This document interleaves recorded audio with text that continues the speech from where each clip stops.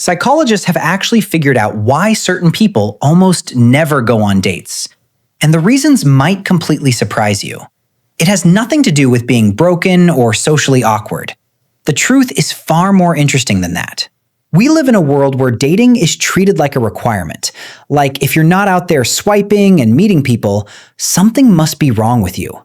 But science disagrees. There are 5 specific psychological patterns behind this behavior, and once you understand them, things start to make a lot of sense. The first pattern is unusually high self-sufficiency. Studies show that people who rarely date aren't running away from something. They've actually built a life that already feels complete. Strong friendships, meaningful hobbies, personal routines that bring genuine peace. For these people, adding a romantic relationship isn't filling a gap. It would actually disrupt something already working. Psychologists call this integrated autonomy, and honestly, most people spend their whole lives chasing it. The second pattern is psychological resistance to social pressure.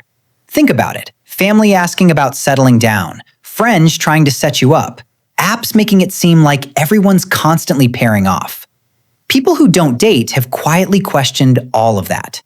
They've realized society's timeline doesn't have to be their timeline. Research from the Journal of Social and Personal Relationships actually found that people who resist dating pressure report higher life satisfaction than those who date just because they feel obligated. That's not stubbornness, that's self-awareness. Third pattern, these people choose depth over quantity in every relationship. Modern dating runs on a volume model. More swipes, more matches, more dates. It's exhausting and mostly shallow. People with this pattern would rather have a handful of genuinely meaningful connections than dozens of surface-level ones. Psychologists have found they actually score higher on measures of relational depth. Their social and emotional needs are being met, just not through traditional dating. Now, this fourth one doesn't get talked about nearly enough. Some people experience anxiety specifically around dating. Not social situations in general, but the unique pressure of a date. That evaluative feeling, like you're being assessed the entire time. What do I say? What if there's silence? What if they judge me? Research links this to perfectionism and past experiences of feeling judged. And here's the important part. It's not a character flaw. Some people work through it gradually. Others find that meeting people through shared interests, where that pressure doesn't exist, works far better for them.